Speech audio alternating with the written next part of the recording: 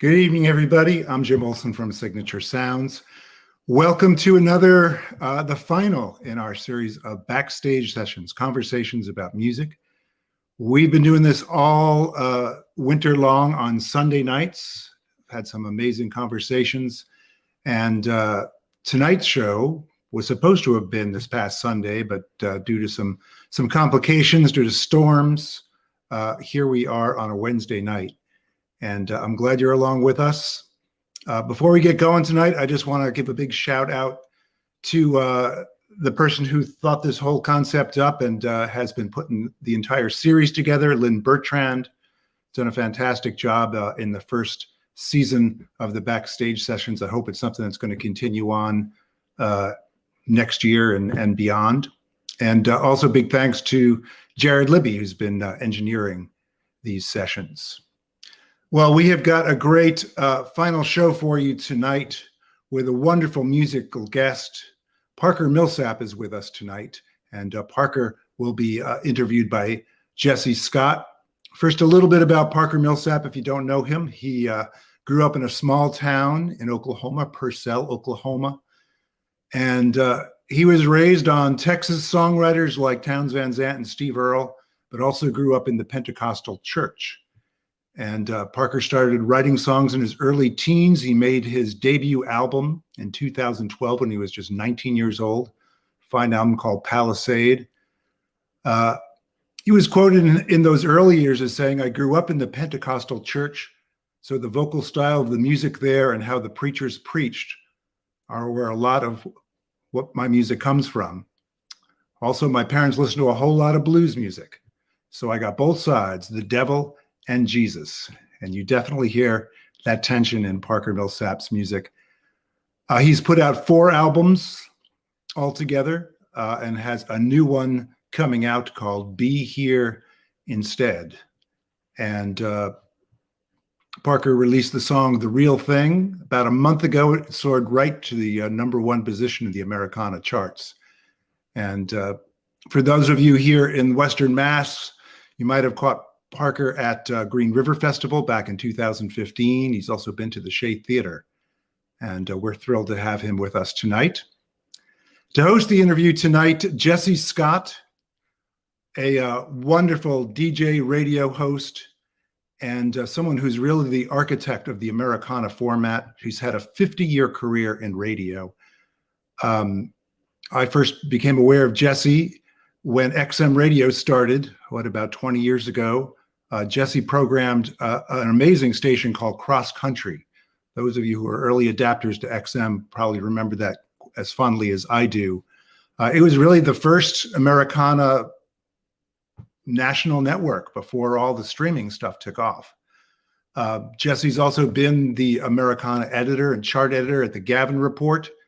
She has a wonderful video series called Music Fog with all kinds of Americana roots music stars. Definitely worth checking out, Music Fog. And currently she can be found on WMOT, a wonderful Nashville station that's kind of all Americana all the time. She's also found at times on World Cafe and other various NPR outlets. So I do want to welcome Jessie Scott to the screen. Good evening, Jessie. It's great to see you. Nice to see you. I feel like the only time I ever see you is at the Americana conference. We run into each other in a bar with a band player and we holler at each other for a couple of minutes, and that's about it. Well, actually, I was just thinking about being at South by with you at Threadgill's with Chris Smither. Oh, yeah, that's right. That was, I don't even know how many years ago, but You're doing the Music Fog thing. Yeah, and congratulations on everything that's going on. Signature Sounds is such a little engine that could. Well, thank you so much. It's been 25 years this year, so we're celebrating. Congratulations. Trying to keep Very it nice. along. No, it's awesome. You are in Nashville. Nashville has had one tough year, and it kind of just keeps giving. We were supposed to do this on Sunday night before the torrential rains came and flooding. And how you doing with all that? We're okay. You know, it's been interesting. Sort of this year has been one of displacement. And you make accommodations for what is around you and whatever you have to do to make it work. But then when you get displaced from your displacement, it was a little tough. So we're basically living out of suitcases again. Oh, And, there was so much damage in Nashville that it took till today for the company to come to check out our baseboards, and thus they are still wet. They're going to come back tomorrow to do the repairs, and that's just getting it dried out. Then you still have to put the drywall back up and paint, and so it's going to be a longer disruption than I had hoped. But in any case, we're all so sorry. safe. At least we have a little diversion for you this evening. Um, we ask all of our hosts for this series And to choose their guest. And Jessie, you chose Parker Millsap. I Why? did. Why is that? Of all the artists, yeah, I know you know everybody. So Well, Parker has always been really fascinating to me, and we go back almost to the beginning. The first time I saw him was I had booked him to play our stage at Hill Country in New York. I was booking for Hill Country Barbecue, and APAP is in January every year and brings together talent buyers from all over the world. And so we had him come play, and we bookended it. So he played the first night, and then we had him play the last night so that ah, we'd give word of mouth a chance to get all around town. And we were packed on Monday night when he played his second set for us. And so, I go back a long way, but I also am fascinated by the music that he continually puts out with the choices that he makes for each. And I knew that one new album was due, so I figured it would be a good time to catch up with him. that's awesome. Let's bring him to the screen. Hello. Parker. Evening, Parker. How are y'all? We're doing all right. We're all here. It's all working. So I'm going to leave you guys to have at it. I'm looking forward to hearing some music and great conversation. Go Thank ahead, you, guys. Jim. Great to see you. Thank you. And great to see you, Parker. Where are we? I love the intimacy of being able to go into people's spaces. It's fun, isn't it? It's been a joy. Yeah, this is my basement. You're in your basement too, right? Did you get wet? No, fortunately. That's Yeah, we live on a creek, so that rose about 15 feet, which is pretty scary. Ooh, yeah. But the water came in every direction. And Man. this has been a year of a real difficulty in Nashville for varied reasons, Yeah, kicking all off over the with the place. tornado almost exactly a year ago. Were you impacted by that? You're in I East was Nashville? not. I'm in Madison. Ah. I was not impacted. We've been lucky. All of the events. Mm-hmm. Well, we're really, really happy to have a new record from you always. And on the heels of the last one coming out, we had talked about how electric it was and how you were exploring, edgier sounds. I'm fascinated by your choice in sounds and yet another chapter for the Be Here Instead record. What prompted you to take it in the direction that you are taking it this time? It wasn't really a conscious decision to take it another direction. I just found myself writing songs in really different ways. So instead of, a lot of what I've written in the past on my previous records has been more like me having some idea for a song, whether it be a phrase or a specific story that I wanted to tell, and often somebody else's point of view, and I would sit down and try to wrestle with that concept until I had a song. But with a lot of these songs, I found myself kind of almost experimenting. It's not experimental music, but I was experimenting with different ways to write a song. So for me, what that looks like is playing piano. Some of this stuff I wrote on piano, which makes me write a different kind of song. My skills, I'm not so developed on piano, so I make different decisions. And then some of the songs were me trying to figure out like how can I make a song with the iPad, you know. So multiple songs on the record started on the iPad, and one even is almost entirely sounds generated on the iPad. So yeah, I just kind of came to creating songs from a different angle this time around, and then just tried to dress them up sonically however felt, you know, natural. And you know, most of it is still like a band, you know what I mean? It's guitar, bass, drums, violin, keyboards, but they got there from a different direction. Well, it sounds, first of all, like the form and function of being in quarantine is part of the inspiration for this. But then, Actually, all of these songs are written before quarantine. oh, It's wow. so weird. So, yeah. so did you actually bring your band in, or were these recorded before quarantine also? These were recorded like right at the beginning of quarantine. Like as soon as we were able to get tests, we went into the studio and we were rehearsing, you know, like right at the beginning when we didn't really know what was going on. We rehearsed a lot. Then it was like, you can get tests. Like, okay, we're not going to rehearse for a while till everybody can get a test. Then we got a test. We got our results in the night before we went into the studio.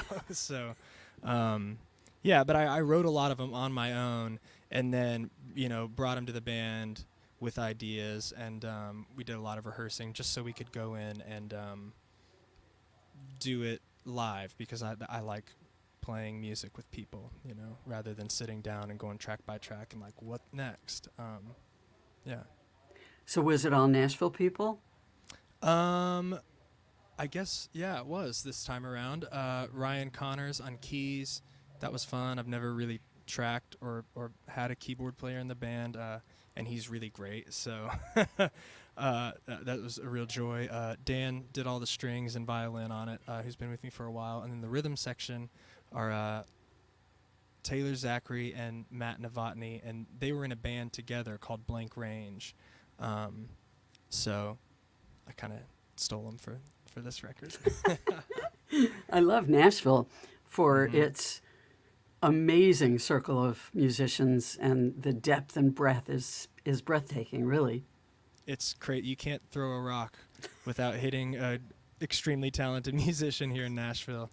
I remember being at Newport Folk Festival a couple years ago, and I met some of the guys in Sheryl Crow's band, and we were talking, and I was like, so where do you guys live? And they were like, oh, Madison, just outside of Nashville. And I was like, okay, what street? That's where I live. And turns out, yeah, they live within like a half a mile of me. And then somebody else who was nearby was like, yeah, me too. Like, see you at D's. Yeah, it's funny. Dee's Country Cocktail Lounge, Yeah. one of our favorite dive bars. I'm ready for dive bars again. Yeah, it sounds nice, huh? I know, really. I mean, I don't know if you've been hanging out at all, or are you just staying home most of the time? I've seen my wife and my manager and the dudes that I play music with, and that's it. And like, you know, the people at Turnip Truck when I check out my groceries. So, do you have plans yet for touring behind this? We're doing a live stream on the day the record comes out, April 9th, and then another one on the 23rd of April. The first one's going to be kind of a mix of new and old songs, and then the second one, we're going to play the record through and then play some old favorites, if you will, at the end. That's awesome. Would you play something for us? Yeah, I would love to. This is a song called The Real Thing.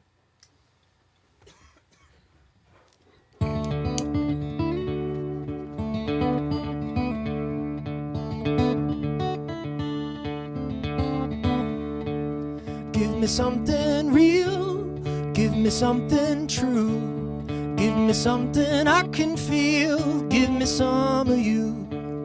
Give me something flesh, give me something bone. I can hold you to my chest through the telephone. I'm through the telephone, and I can't stand a poor connection. Can't hold your hand through the screen. I don't want your reflection. I just want the real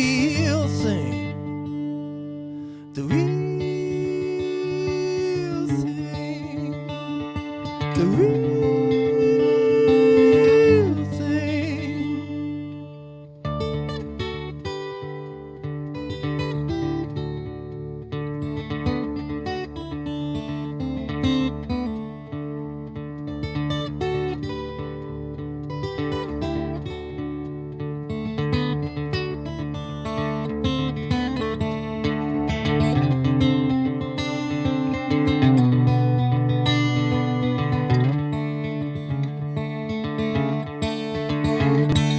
You got something easy, you got something pure. You don't have to tease me, honey, give me some of yours. Give it to me straight, I'll take it unadorned. I've been through your roses, honey, I don't mind the thorns. I don't mind the thorns. And I can't stand the poor connection. Can't hold your hand through the screen. I don't want your reflection. I just want the real thing. The real thing. The real thing. The real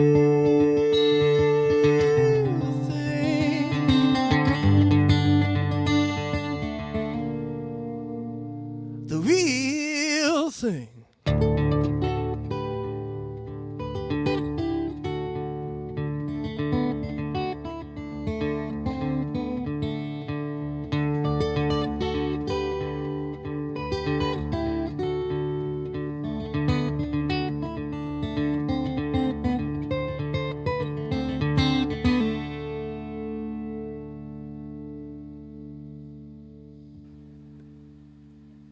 I love the way the guitar sounds. It's so silky, Oh, thank you.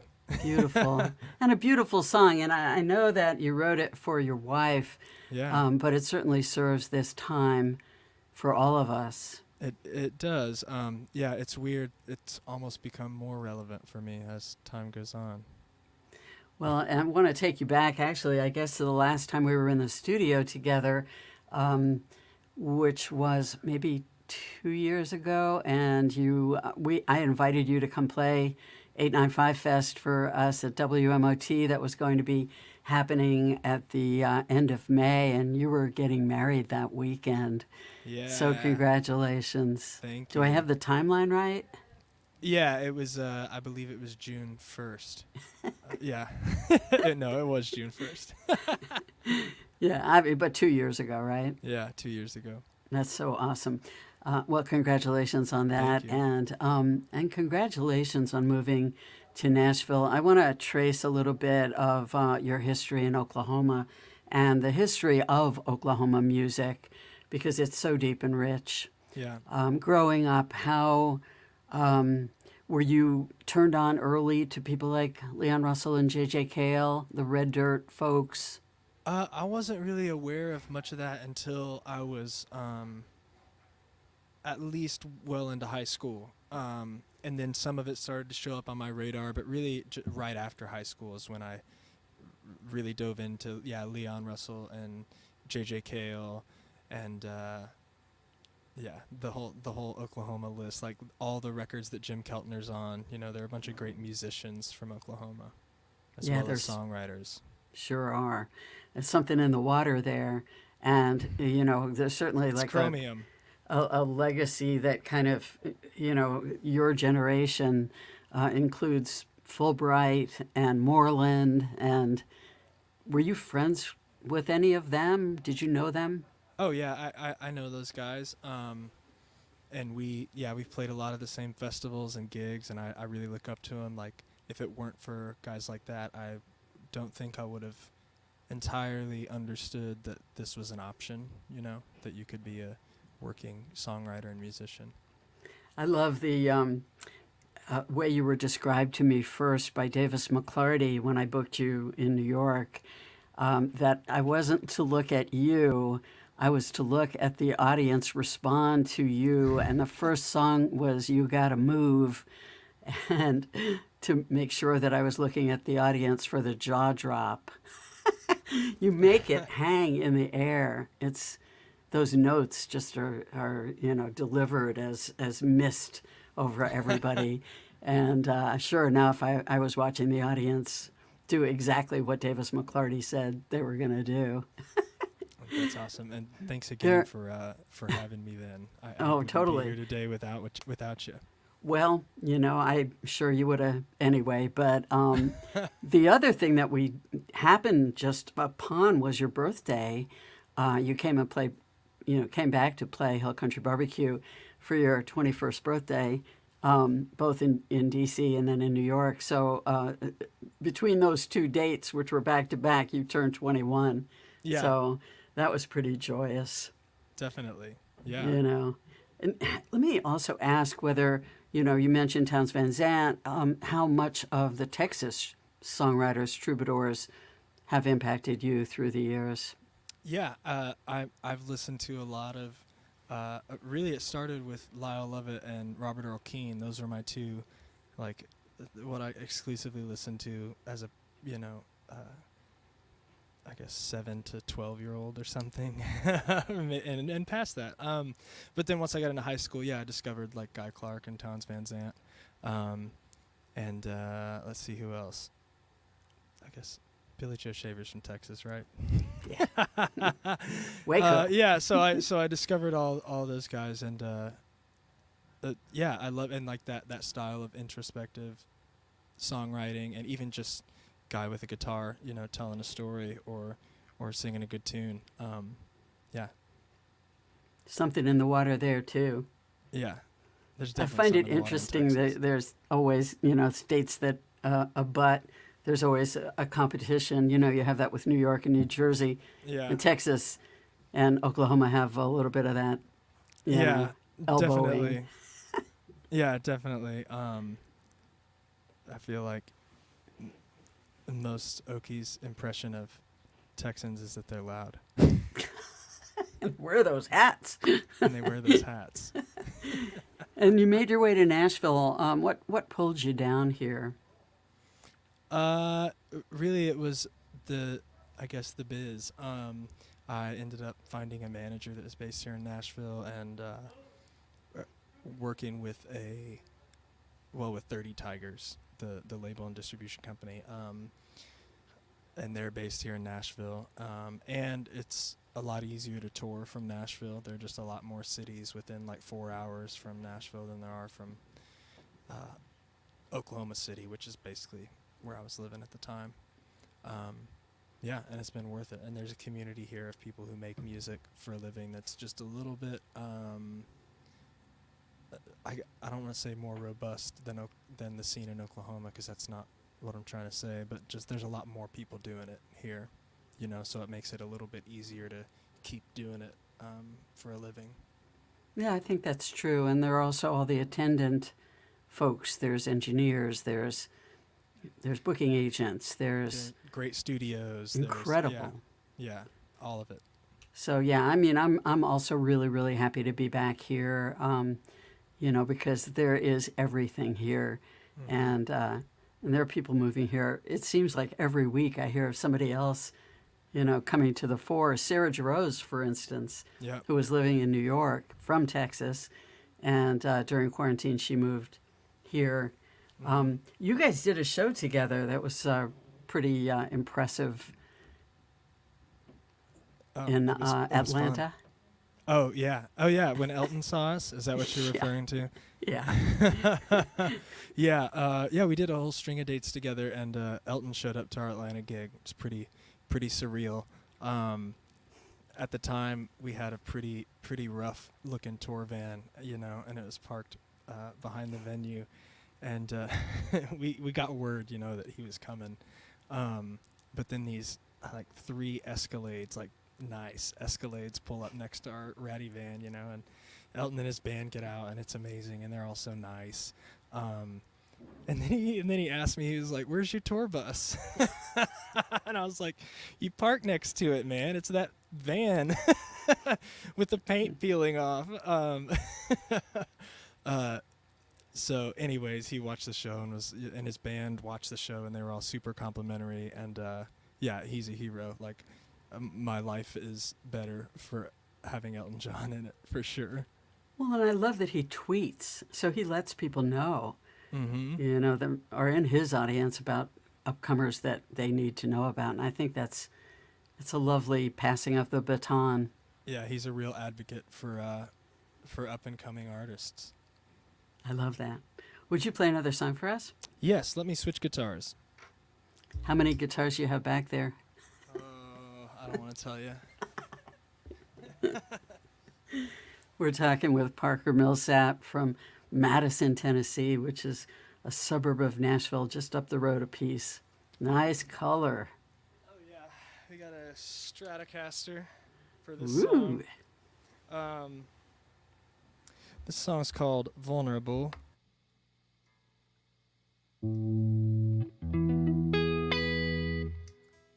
I'm going to play it in tune, I promise.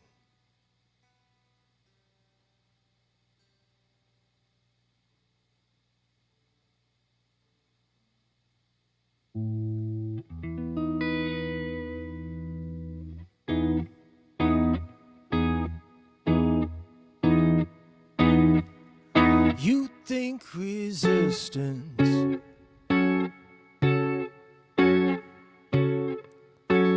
makes you seem so strong. You keep your distance,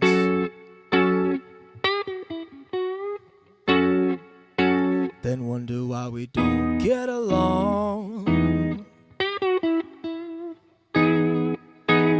I gotta tell you,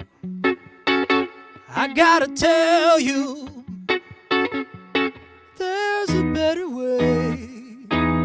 I gotta tell you, yes, I've just gotta say, sometimes your meekness isn't a weakness. Sometimes a whisper says it all. It's hard to get close when you won't show emotion. It takes a whole lot of trust to fall.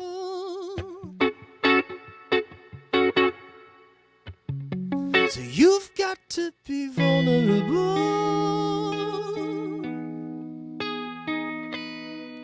You try so hard to stay against the wall. I think part of your heart's due for an overhaul. I gotta tell you,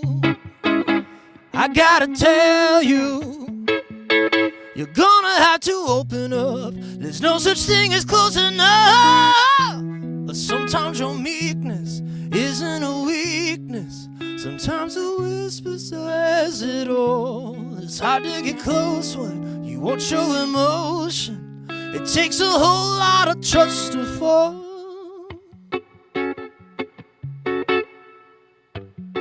So you've got to be vulnerable.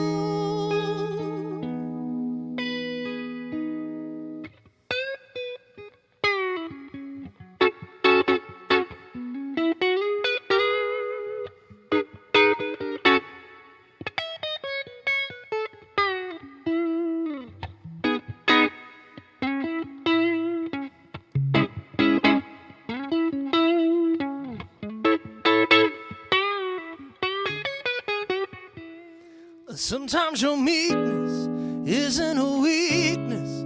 Sometimes a whisper says it all. It's hard to get close when you won't show emotion. It takes a whole lot of trust to fall.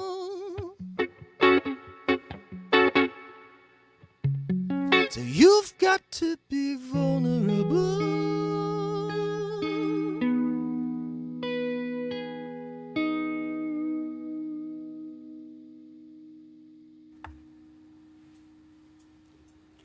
A bit of philosophy from Parker Millsap, Vulnerable, one of the fine songs on Be Here Instead. Do you consider yourself a philosopher at this point, or is that just inadvertent as you look at life? I don't know. I would never consider myself smart enough to be a philosopher. So It's a way of looking at the world, and I think your music really embodies an introspection that lends itself. well, thank you. Vulnerable actually speaks of love, but it also informs your art. You want to talk about that? Yeah, definitely. I think that being vulnerable is letting things in, you know, and being able to process them. And like art is vulnerability, you know. It's showing people who you are, and letting them into your life. And there's some risk, I guess, involved there. But you have to do it. It makes life better. It's hard to trust. It is, and I feel like especially now in the context of the times that we live, it's hard to know like what everybody's angle is, or you know, it's easy to feel overwhelmed by the amount of information that we receive, and so it's easy to shut things out, you know, because you're overwhelmed by things. You can't do that. It's not good for you. Truly. Well, also, Yeah. I just wonder in the after times of what that looks like. And we've been insular for the last year, just with the people that occupy our, you know, significant other, nuclear family, you know, our friend family. And when we get back out into, you know, the real world again, and I don't know what it'll be like even to hug somebody. When I see that happening on television, I cringe. I'm like, no, don't do it. It's like you're watching a horror film. And I don't know how much of that Where are will their carry masks? over. Yeah, exactly. You know, of how life will change from how momentous this last year has been and how we've had to adapt. I don't know what that looks like later, you know.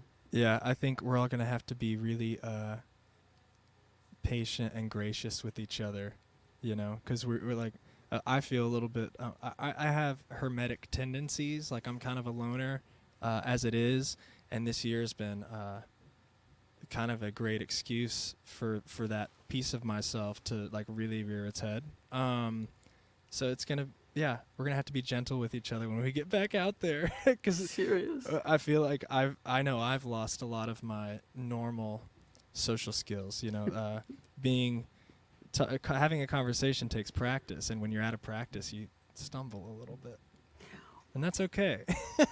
For sure, you know, and I'm really looking to get back as well. I just, like I say, I've had my second vaccination and I'm 2 weeks out, and I have not been out yet.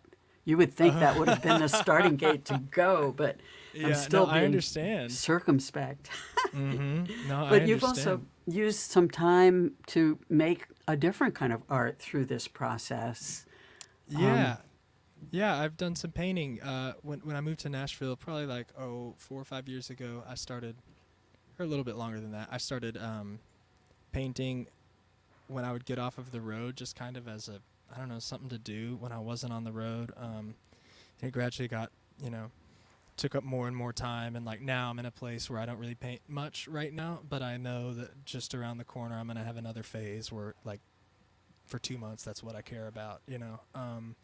So that really helped inform a lot of this record, the creating from a place of complete ignorance, essentially, because I don't know anything about painting, and I really don't know much about art, but I know it's fun. You know, I know it's fun to like mix colors up and see like, what if I tried to make a pig? You know what I mean? And then what happens? And taking some of that spirit into my songwriting process, which maybe was a little more precious to me in the past. Painting kind of helped me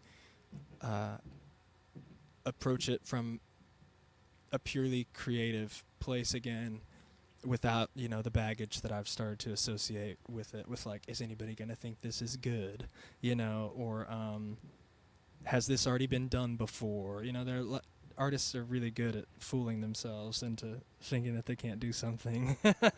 And yeah, painting allowed me to, kind of break free from some of that stuff in my own mind. Have you been messing around with watercolors? Oh yeah, I've done some watercolors. There's nothing really around that's within reach to show you. But I also have done quite a bit of acrylic and some like chalk stuff. And actually, these big panels behind me, I tie-dyed those. You can't really see the detail, but they're pretty cool. That's way cool. Yeah. So yeah, it's fun. It's also fun to do something that's tangible. Music is so ethereal, and you can't hold it really, and it's here, then it's gone. So making something that has some sort of physical staying power feels kind of empowering, you know. It's interesting to use the different part of your brain, but they're both creative processes, and I think they amplify one another. I don't know exactly why that is, but I've been talking to a lot of people who have used this time to make art, like what you're talking about in, process as well as make music. And it seems to be, I think, a really good source of more inspiration. Yeah, what I'm learning about creativity and art is that it all feeds into each other. Like the more there is, the more there is, the more there is. And that it's kind of great to recognize that it's liberating, rather than thinking that it's all some magical thing that happens when it happens and you don't know, man, lightning might strike, but thinking of it more as like a garden you can tend to is helpful. Though I did read that you were given these songs. They came to you in a different way than songs might have in the past for this album. Yeah, a lot of these songs definitely were, no, just the mechanics of how they came about. I think, sort of like I mentioned earlier, it was very different. So a lot of these songs, I didn't have a concept for the lyric going in.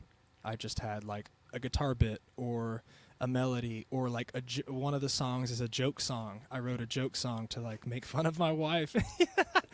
And it turned into a real song because I was like, wow, this is kind of awesome. I like this melody.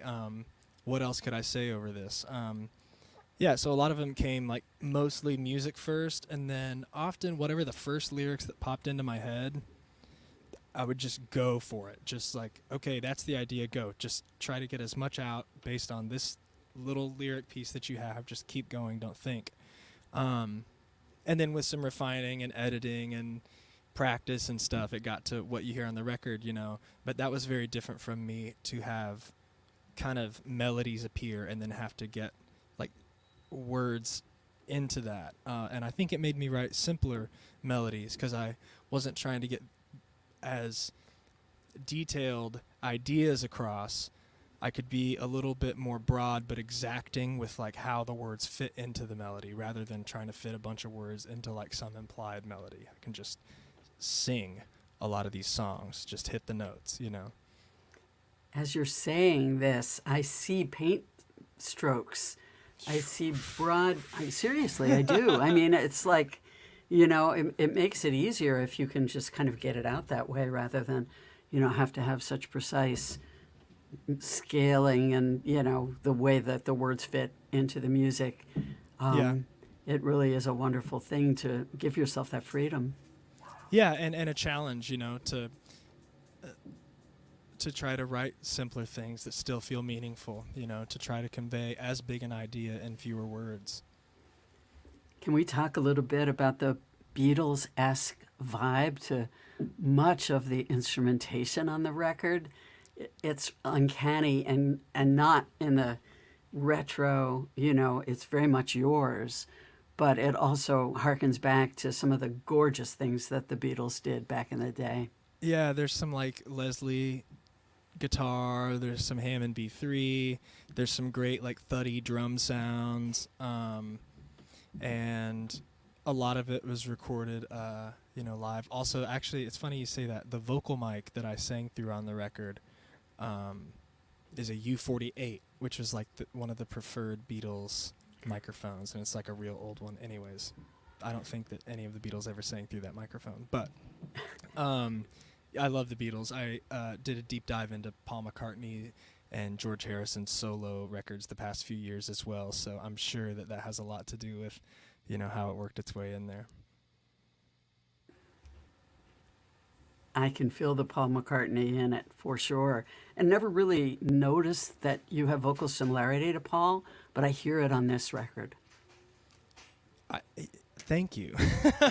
You're welcome. First of all, thank you. Yeah, he's a legend. And he really embodies to me like what a great singer can do, as far as being able to get really in close to the mic and sing something so quiet and sweet and feel like he's right here next to you, and then being able to just belt and go and, you know, scream, and it's amazing. I've seen him live, and he did it. He hits all of your emotions, you know, in an hour and a half show. It's incredible. Can I ask what the joke song is? The joke song, yeah. The joke song is In Your Eyes. I was on vacation with my wife. This is pre-quarantine, and the Airbnb we stayed at, I think it was the Airbnb we stayed at, like had, you know, like a little snack basket, and there was some of that caramel and cheese popcorn in there, and she was eating it and like rubbed her eye and got it all in her eye, and it was like burning, and she was like, oh God, you know, and starts like, and I'm like, what's wrong? She's like, I've got cheesy caramel in my eye. And so, you know, after we got her eyes washed out, I started singing cheesy caramel in my eye, cheesy caramel in my eye. And anyways, a few days later, we're still on vacation, and I used the iPad to like make a little demo of cheesy caramel in my eye. And after playing it a bunch of times and kind of loving the melody, yeah, I just rewrote the lyrics, and now it's In Your Eyes. And now you know the rest of the story. Yeah. What are you going to play for us next? I think I'm going to do an older song called Your Water.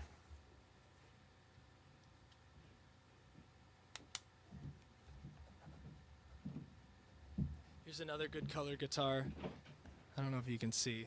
It's kind of purple and sparkly. Wow.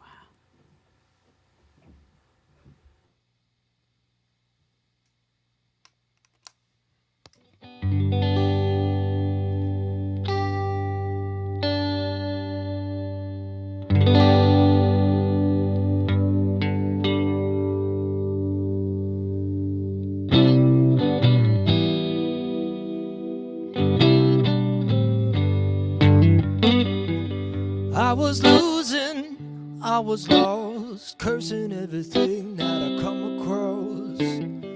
I was wounded, I was weak, I didn't realize I needed a drink of your water. Your water, it floods my memory and it quenches my soul. I was busted, I was broke, drowning in the darkness and starting to choke. I was struggling, I was stranded, but then I bent down and cupped my hands in your water. Your water, it floods my memory and it quenches my soul.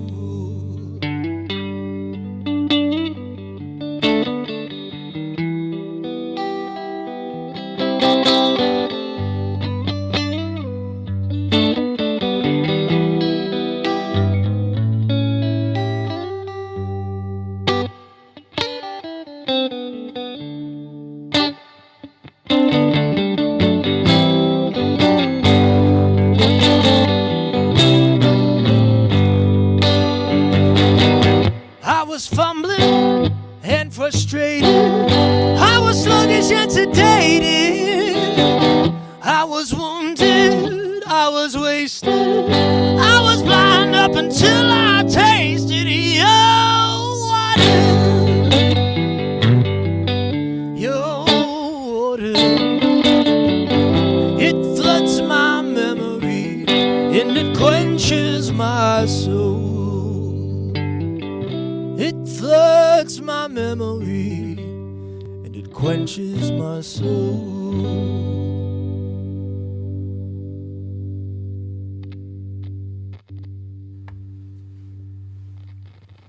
So cool. Thank you.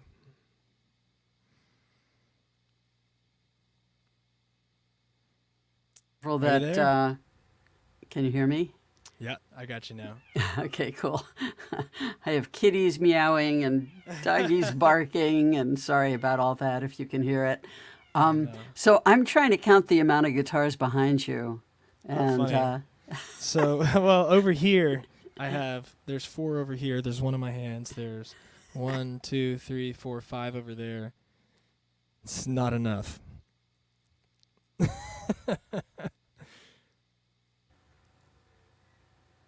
would you say it's a habit? I haven't bought a guitar since the beginning of quarantine. At the very beginning of quarantine, I was like, you know what? If the world's going out, I'm going to buy one more guitar. So I did, and it's all over the record. I'm not playing it today, actually, but but I don't know if I need any more. Wow, that's impressive. Yeah, I mean, I say that, but give me a couple months. Well, but again, you know, we talked about this a little bit. You know, you expand the horizon sonically with every record. So whatever tools are that you need to do that, you know, so be it. Are you enabling me? Is that what's happening here? Evidently. It's true, though. You know, I never know exactly how it's going to sound on the next record with you, and I think that's really a wonderful thing. So, thank you. Yeah, I love artists that change. You know, a lot of my heroes have changed throughout their career, and I think that's good. I think you should change. I think as you experience new things and come into contact with new parts of the world and yourself, you should change as a reaction to that, you know? are there people that you would love to work with that you haven't yet? There's a million. Yeah. Julian Lage, Bill Frisell, D'Angelo, The Roots. I mean, Tanarwin. I could go all day. That's awesome. Would there ever be a project that you would actually do partnerships like that? Yeah, I would love to, and that's something that quarantine has kind of made me realize, is that something, I'm a loner, but music is the way that I get my social interaction. Like, if it weren't for music, I would not get near as much social interaction as I normally do. And I want more of it going forward. Like, I realize now ways that I can be more collaborative and do more with other artists. Yeah, so hopefully that's coming up. I like it. Would you play another song for us? Yeah, absolutely. This song's called Disappear.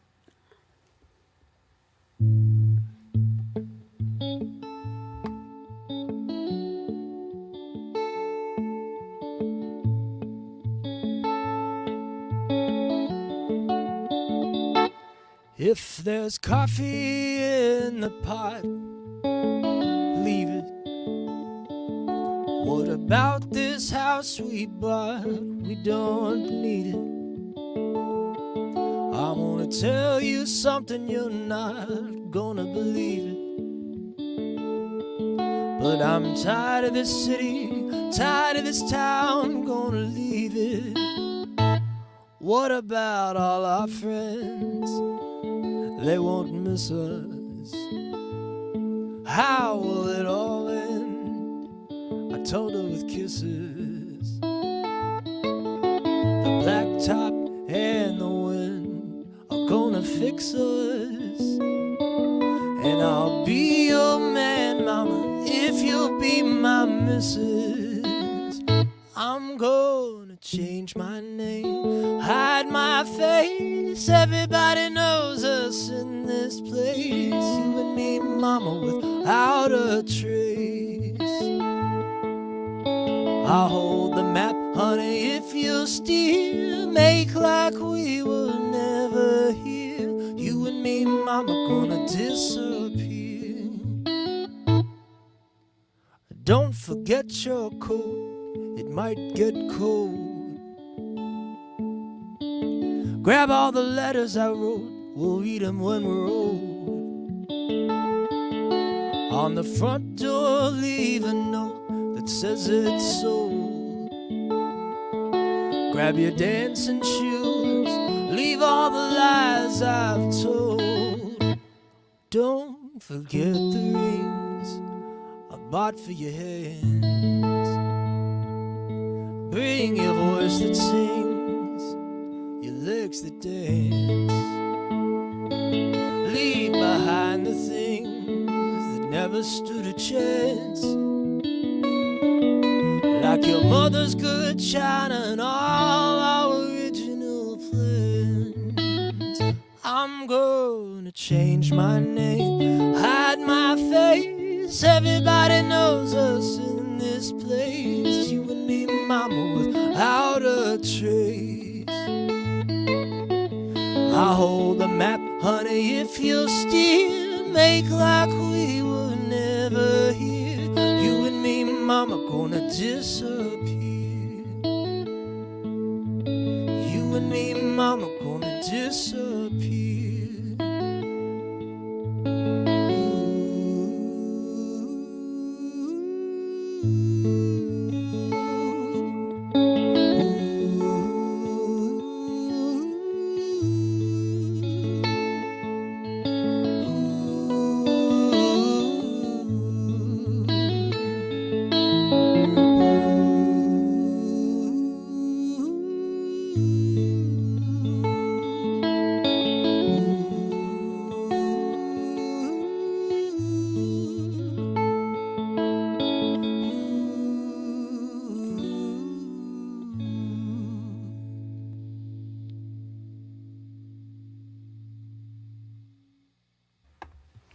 Disappear. Yet another song that works so well for Yes. can be reinterpreted for what's going on right now. Yeah, absolutely. Absolutely. I'm wondering which guitar you're going to pick up next. It's going to be the blue one next. Have you ventured out for haircuts or anything? I actually got a haircut recently. You probably can't tell, but I got the back cut off. It looks really good. Oh, Mine, thank you. on the other hand, looks like I am a mountain woman from. No, it doesn't. It looks awesome. Can Your you hair always believe looks how awesome. long it is? I mean, seriously, been in quarantine too long. Since we only have a little bit more time, would you play 2 more songs for us? Yeah, I can do that. Awesome.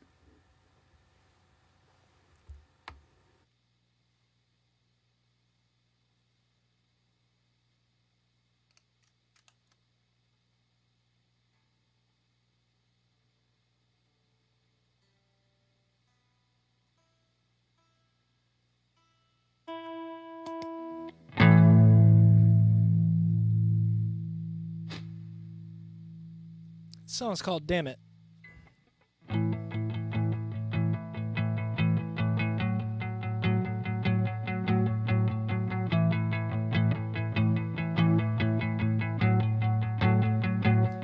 You can't see the forest from the branches. You can't see the ocean from the bottom of a wave. You can't see the glory from the churches. You can't see tomorrow from today. I can't tell the hour from the minute. I can't tell the weekend from the middle of the week. It's sure hard to see it when you're way down in it. It's sure hard to beat it when it makes you feel a little weak. It's hard to see the surface from the bottom. It's hard to know your purpose. Ain't it true? Some folks say to smoke 'em. If you got 'em, damn it if you don't. Damn if you do. I always try to see the thistle for the flower. I try to see the shower as a break from the heat. I try to whistle straight through the sour.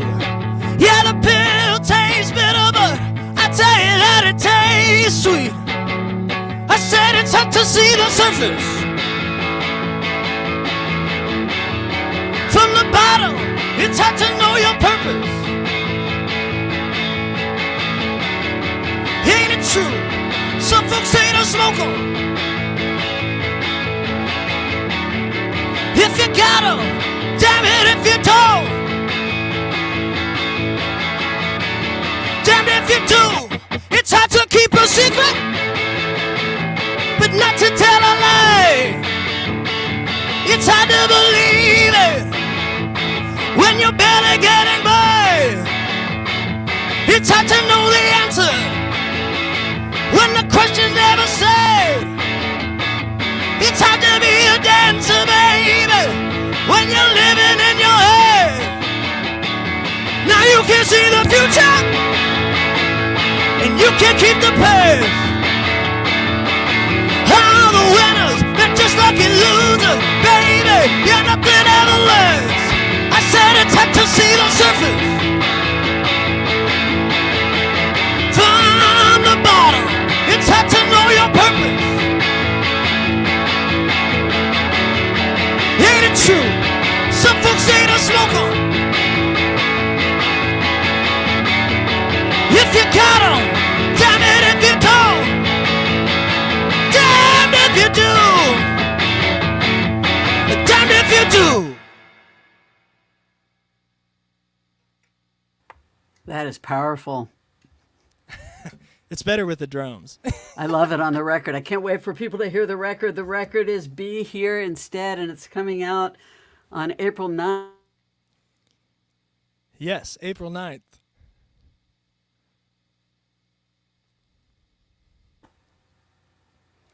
You have time for one more? Oh, yeah, absolutely. Sorry, you cut out there for just a second. Sorry.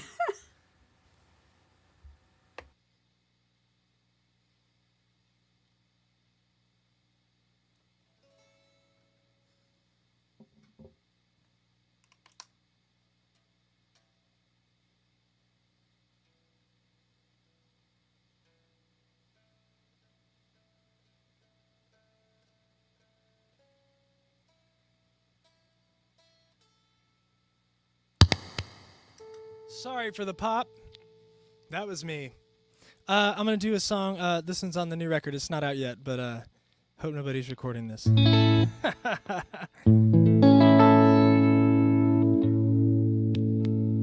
Song's called Rollin'. You've got to roll with the punches. You've got to roll on the dime. You've got to roll if you're coming with me. Gotta roll out, gotta be on time. Oh, we got to roll down the highway. Set the cruise control and watch the line. Don't watch the phone, 'cause we're going my way. Rolling on to a better time. Oh, we got to roll all together. Oh, we got to roll if you like it all night. That heavy load would be a feather. If everybody give a little, then nobody gotta give a lot.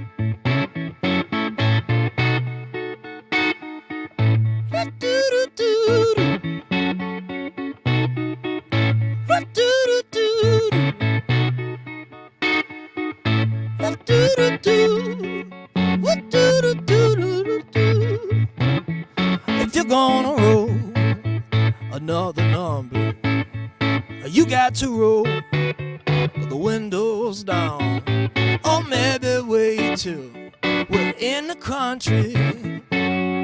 We can't get caught in this little town. Sometimes you roll just like a boulder. Sometimes you roll like a stone instead. If you keep on a-rolling, you're gonna get older. Roll long enough, you roll over dead.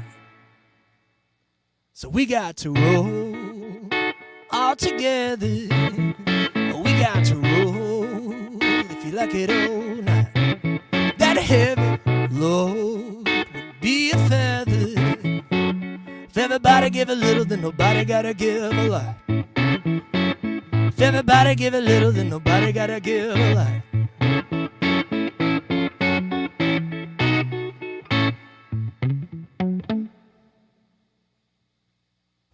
Oh, I love that so much. Thank you.